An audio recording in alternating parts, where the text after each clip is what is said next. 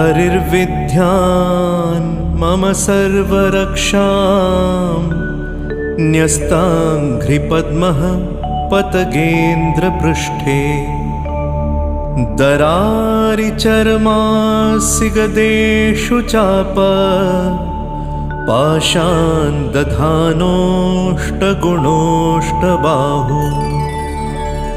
जलेषु मा रक्षतो मत्स्यमूर्तिर्यादो गणेभ्यो वरुणस्य पाशात्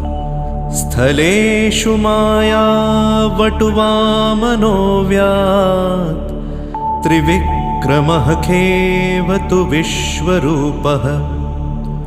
दुर्गेष्वटव्याजिमुखादिषु प्रभु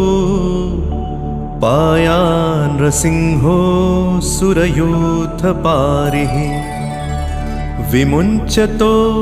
यस्य महाट्टहासं दिशो